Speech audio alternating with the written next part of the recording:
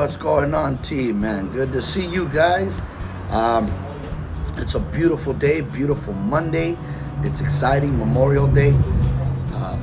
I want to take the time to, you know, uh, respect and give, my reverence to our fallen soldiers and our soldiers that defended this country, that, fought for our freedoms and fought for our lives.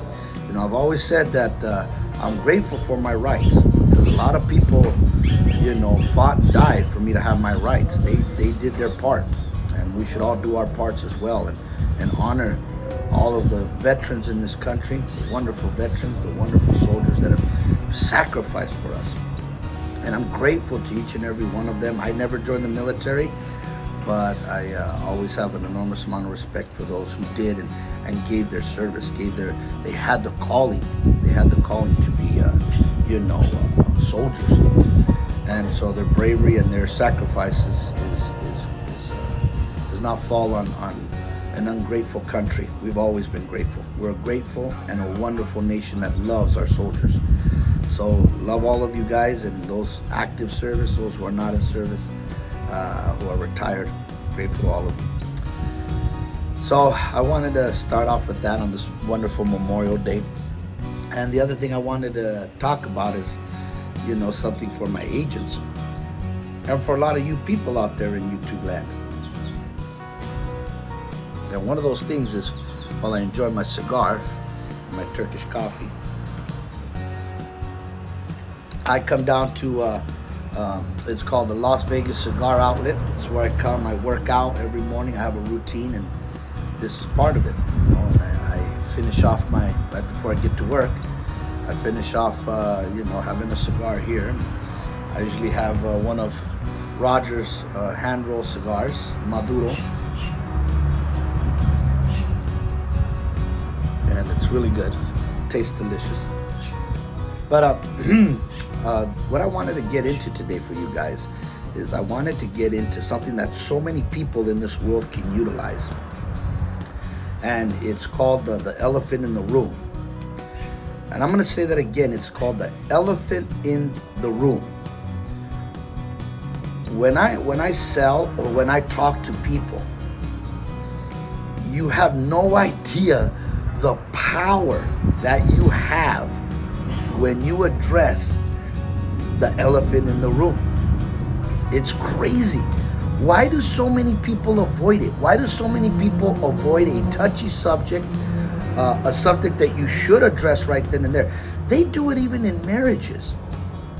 I don't know how many times, even in my own marriage, a lot of marriages fail because of lack of communication. A lot of times, I don't, in my marriage, I wasn't always perfect. I wasn't doing always right, and if my ex-wife would have, expressed how she was feeling, talked about the elephant in the room in a right way. I don't mean mention it or non-passing or tap dancing around it or talking in code. No, hit them with it. If you did this in business, in relationships, and with your children, you would be surprised the power that you would have. You would basically get everything you want. Whatever it is you want, that's what you would get. How many times have you guys and regular people have been at a job and where you don't even get your answers? And I'm going to give you two examples. This is going to be one. The next one's going to be in sales. It's going to blow your mind. But the elephant in the room is, you've been at a job for a while and you're expecting a promotion or a raise, and then you don't seem to be getting it. It's been past a few months that you should have gotten it. And a lot of people experience that, and they don't get that raise or they don't get that promotion, and they're kind of being around their boss. First, you just start being around him and seeing if he's gonna, notice you, and just have the initiative to just say, oh yeah, by the way, now that I see you in the break room, I forgot you need a raise. Cool, man. No, it doesn't work that way, guys. Or a lot of times they end up giving the raise to somebody else, probably the guy that talked about the elephant in the room. And when you're sitting there and you are going through that, you can at that point get answers for you. You can literally, and whether you get what you want, or whether you get what you want, or whether you get a pathway to what you want, it's going to be one or the other. So if you go to your boss and say, hey boss, I want to talk about something with you. I've been working here X amount of days or X amount of time or whatever, and I've done this, this, and this, and I really want to know, have I earned, in your eyes, my raise? Because if I did, you'd have given it to me, but you didn't give me my raise. So I could only assume that I haven't earned my raise. What could I do to earn it? Or why haven't I earned it? What is it that I'm missing? Dude, can you imagine how that freaking conversation's gonna go? You guys are so chicken shit to do that, you don't even realize what that would do for you. It would probably impress the hell out of your boss to where you'd be like, oh damn, this guy wants it. He's even asking me how to get it. You know what? I'm gonna give him the answers. Or he might say, you know what? We were gonna give it to you. It's just, accounting's got this little thing over here and we're going to have it for you next week. It could end up being that way for all you know. And then you're sitting there and you don't have anxiety and you're not sitting there worried, oh, is this going to happen? No, you got it.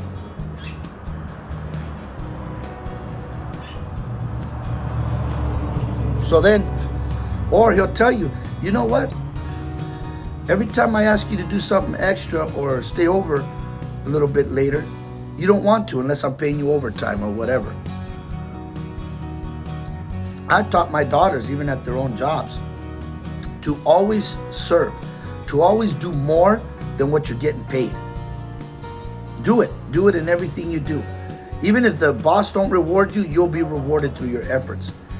Because then when you go to another place, they're going to see that kind of pattern. They're going to see that kind of behavior that you always do. And they're going to say, man, this person, man, I didn't tell them to do that, but they stay an hour after work even though they're not getting paid for it. Or they do something that's beyond their spectrum or their scope of their job, and they even help out when it's not even their field. When you do stuff like that, it's different. But getting back to the elephant in the room, when you talk to your boss that way, imagine what happens. He's going to come and he's going to tell you that. He's going to say, well, it's this. Or, this is what you need to do. Now there's no question. You know what you need to do. Then you're going to do it. Then you're going to get your raise and your promotion, and you're feeling pretty good about yourself. All because you communicated.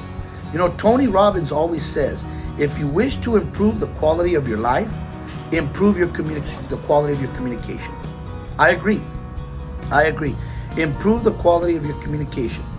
Hence why, unfortunately, a lot of people don't have their raises. Why so many people are miserable. Why so many people are unhappy. Why so many marriages fail. No communication. They don't talk. They don't have the balls, to speak up. And that's a damn shame.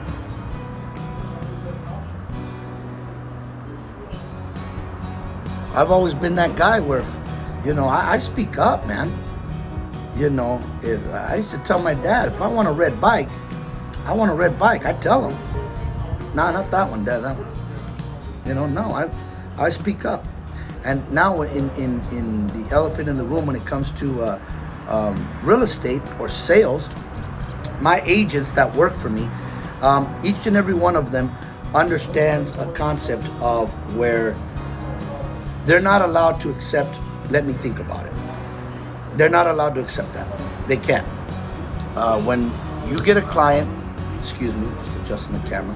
When you get a client and someone tells me, if I'm at a listing presentation and I'm trying to sell his house and I'm trying to get him to get the contract, I'll hit him with it. I won't tap dance around it. I pull the contract out, said, great. I lead him up to that point. I said, wonderful. I'd love to sell your house. I would love to be the agent that works for you. I'm going to break my back for you. Here's the contract. Let's get started. Well, hold on there. And I know what he's doing. He might be interviewing other agents or things like that. But there he goes. He says, you know what? Let me think about it. And then I'll call you and get back to you. Shoot. You think I go, "Ooh, okay." I walk out the door and I believe even for 1 second he's going to call me? He won't. I don't even consider that. I consider that a loss. I don't walk out that door. If I walk out that door, it's over. I ain't getting it. Someone else's tomorrow. The other agent. See, you guys think that when they interview 3 people, that they interview all 3, then they sit in some room with graphs and charts and all these and all the packets of each and every individual agent that they interviewed, and look at all their material and go, okay, I like the pros and cons of this guy, the pros and cons of that guy, the pros and cons of that guy, the this and this and this, and then I'm gonna pick that guy. And you guys think that he picks that they pick an agent like that. They don't. That's not how they pick an agent. They'll schedule 5 interviews and they pick like somebody in the middle, you know, the 4th, the 3rd, the 2nd. And why? Because that's the guy that pitched them the best. Because that's the guy that closed the deal. That's why. I mean, they have it in their mind, I'm going to interview these 5 guys and see what they got. But at the end of the day, once they hear what they wanted and they hear what puts them there, that's it. That's the person they pick. You got them. So when I sit there and a client tells me, well, let me think about it, I address the elephant in the room. Let's say the client's name's Steve. Steve, let me tell you something, Steve. And I say this with all due respect, Steve. But anytime a client tells me, let me think about it, that just means one thing. That we ain't finished. This is unfinished business. Because you know, Steve, you're not going to think about it. When I walk out that door, science says that you're going to forget 80% of what I just told you. And then out of the 20% that's left, you're only going to accurately display or accurately remember 5% of what I told you. So that means 95% of what I told you, you're going to forget or get wrong. And so then therefore, you know what? You've got a life to live. You've got errands to run. You've got stuff to do, children, whatever it is. You're not going to sit there and think about what I talked about and reflect on it and then just make a decision if you're going to use me. No, you're going to have some other agent. He's going to walk in here. He's going to give you all the things that you needed, and you're going to pick him. So I'll tell you what, Steve, do me this favor. When someone tells me, let me think about it, it's because I haven't earned your business yet. It's because you don't trust me yet. Or there's something there that I haven't addressed yet. There's something in your mind, something in your heart. I want to talk about that. I want to talk about whatever it is that you have an issue with. Address it to me. And let's solve that problem. So that way I can bring everything to the table and you will know exactly what you get with me. And you know what? Either you're going to give me a yes or you're going to give me a resounding no. But you're going to give me one or the other. You won't give me a think about it. So what is it? What is it that I have not addressed that's concerning you? Guys, do you know how many times people will sit there and they'll freaking tell you? They'll tell me, oh, it's your commission. Or, oh, you know what? It was your vibe. Oh, you know what? And then I'll say, okay, it's my vibe. What could I do to improve that? You know, I have a partner that's a female. Maybe you like working with females better. Maybe you like working with someone taller. I have an agent that works with me who's taller, and I could partner up with him and you could deal with him. You know, what is it? Or, hey, you know, if they say, you know, it's just, I don't really know much about your marketing. Oh, let me tell you about it. Let me bring out my laptop. Let me show you what it is. You know, there's so many things you can do. We get so involved with giving our pitch that we forget that's another human being that's right across from us. And he has needs. He has expectations. He has concerns. He has, you know, responsibilities that he wants addressed. And when you address them, he's going to feel 10 times better about you, especially when you approached it that way. And then he's going to say, damn, okay, gotcha, kid. Let's start doing business. Let's go ahead. Do you see what I mean? So that's what I'm talking about, the elephant in the room.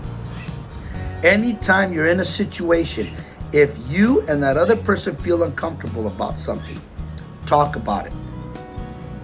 Whether it's in your relationships, whether it's with your mom and dad, whether it's with your business partners, whether it's with your clients, whether it's with your bosses, whether it's with your pastors, your church, your children.